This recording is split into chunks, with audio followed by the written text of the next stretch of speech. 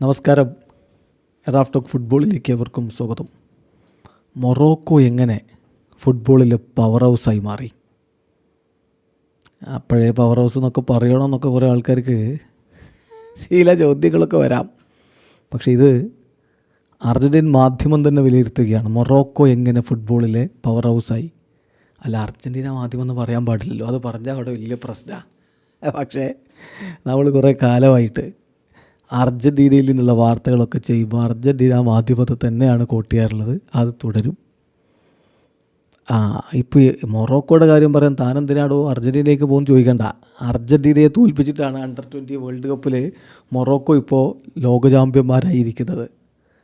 അപ്പോൾ അതുകൊണ്ട് ആ എതിരാളികൾ, ഫൈനലിൽ മൊറോക്കോയിൽ നിന്ന് അടിയേറ്റ എതിരാളികൾ, അവിടുത്തുകാർ മൊറോക്കോയെ എങ്ങനെ വിലയിരുത്തുന്നു? മൊറോക്കോ എങ്ങനെ ഫുട്ബോളിലെ പവർ ഹൗസായി മാറി?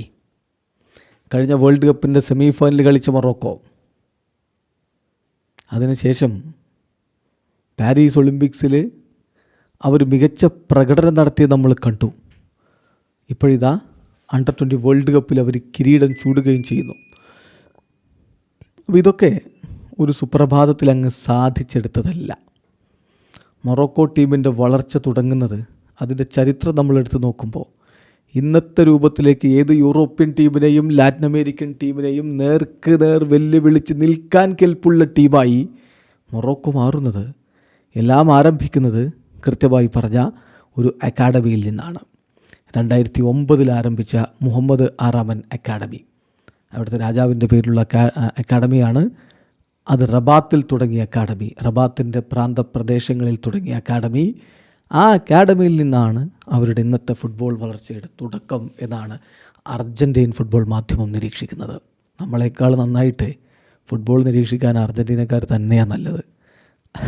അത് പറയുമ്പോൾ അർജൻറ്റീന മാധ്യമം എന്ന് പറയുമ്പോഴേക്കും പ്രശ്നങ്ങൾ ഉണ്ടാക്കണ്ട. ആ പേര് പറയാൻ പാടില്ല എന്നാണ്, അർജൻറ്റീൻ മാധ്യമം എന്ന് പറയാൻ പാടില്ല എന്നാണ്. അല്ല, അർജൻറ്റീൻ മാധ്യമം കൃത്യമായിട്ട് റിപ്പോർട്ട് ചെയ്യുന്ന കാര്യം, ഈ മൊറോക്കോൻ ഫുട്ബോളിൻ്റെ വളർച്ചയുടെ തുടക്കം 2009 മുഹമ്മദ് ആറാമൻ അക്കാഡമി മുതലാണ്. ഇപ്പോൾ റീസെൻ്റ്ലി നമ്മൾ നോക്കുകയാണെങ്കിൽ ഒരു മേജർ ഗ്ലോബൽ കോമ്പറ്റീറ്ററായിട്ട് മൊറോക്കോ മാറിയിട്ടുണ്ട് ഫുട്ബോളിൽ. അണ്ടർ-20 വേൾഡ് കപ്പിൻ്റെ ഫൈനലിൽ അവരെ തോൽപ്പിച്ചത് മാത്രമല്ല, ഖത്തർ വേൾഡ് കപ്പിൻ്റെ സെമി ഫൈനലിലേക്ക് അവർ കുതിച്ചെത്തിയിട്ടുണ്ടായിരുന്നു. അതുകൂടാതെ നമ്മൾ ഓൾറെഡി പറഞ്ഞല്ലോ ഈ പാരീസ് ഒളിമ്പിക്സിലെ പ്രകടനം. ഇതിനൊക്കെ ബിഹൈൻഡ് ദി സീനിൽ നടന്നിട്ടുള്ള കാര്യങ്ങളാണ് നമ്മളിവിടെ പരിശോധിക്കേണ്ടത്. അപ്പോൾ റബാത്തിലെ അക്കാഡമി അത് വെറുമൊരു ട്രെയിനിങ് സെൻ്റർ അല്ല. അപ്പോൾ പലയിടങ്ങളിലും അക്കാഡമികൾ ഉണ്ടാവാറുണ്ട്. നമ്മുടെ നാട്ടിലൊക്കെ ഇഷ്ടംപോലെ അക്കാഡമികളുണ്ട്. ഒരു അക്കാഡമി എന്തൊക്കെ മാറ്റങ്ങൾ കൊണ്ടുവരും, എന്തൊക്കെ മാറ്റങ്ങൾ കൊണ്ടുവരാം എന്നതിൻ്റെ ഉത്തമ ഉദാഹരണമാണ് മുഹമ്മദ് ആറാമൻ അക്കാഡമി.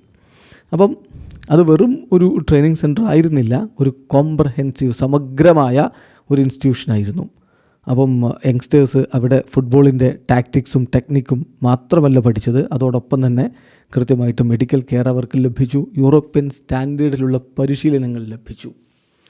അപ്പോൾ അക്കാഡമി ഇന്ന് യൂറോപ്പിൽ തിളങ്ങുന്നവരും അതുപോലെ തന്നെ ദേശീയ ടീമിൽ തിളങ്ങുന്നവരും ഒക്കെ ആയിട്ടുള്ള നിരവധി താരങ്ങളെ വളർത്തിയെടുത്തു. 1-2 പേരങ്ങ് പറയാം. ഒന്ന് യൂസഫ് നസീരി, അതുപോലെ നായഫ് അഗ്വാഡ്, ഇങ്ങനെയുള്ള താരങ്ങളൊക്കെ വന്നത് ഈ അക്കാഡമിയിൽ നിന്നാണ്. അപ്പോൾ ഇതിൻ്റെ പുറകിലുള്ള ഗോൾ വളരെ വ്യക്തമായിരുന്നു. Build from the bottom, grass root ലെവലിൽ നിന്ന് വളർത്തിക്കൊണ്ടുവരിക.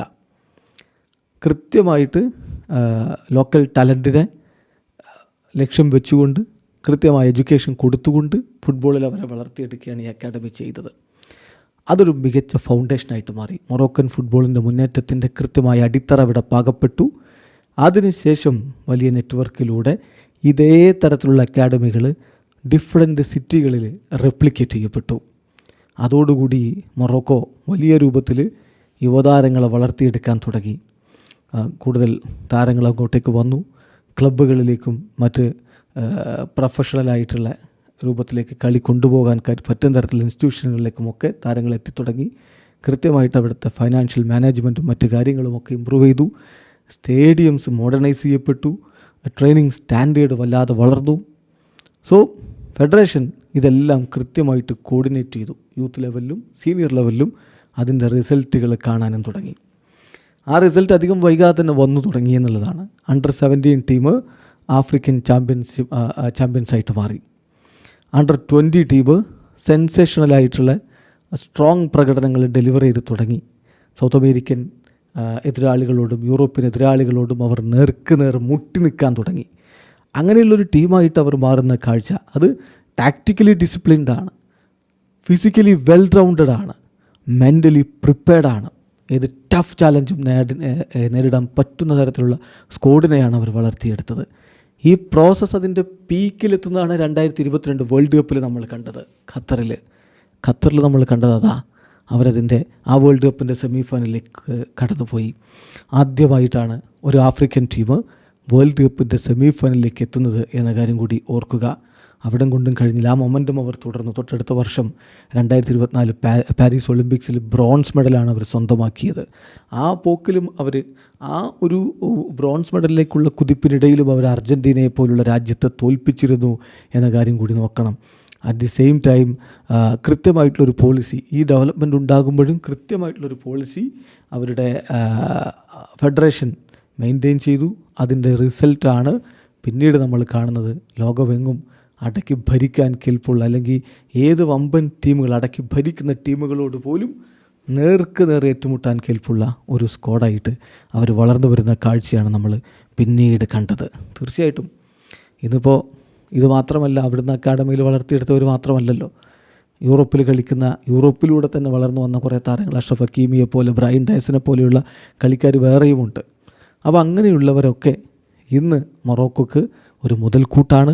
അവരുടെ ഭാവി, ഇപ്പോൾ ഈ ഹക്കീമി, അതുപോലെ തന്നെ യാസീം ബോനോ, പിന്നെ യൂസഫ് നസീറി, ഇങ്ങനെയുള്ള താരങ്ങളല്ല. അടുത്ത ഭാവിയും വരും തലമുറയിലും മൊറോക്കോ ഒരു സ്ട്രോങ് ടീമായിരിക്കും എന്നതിൻ്റെ വ്യക്തമായ തെളിവാണ് ഇന്ന് നമ്മൾ അണ്ടർ-20 വേൾഡ് കപ്പിൽ കണ്ടത്.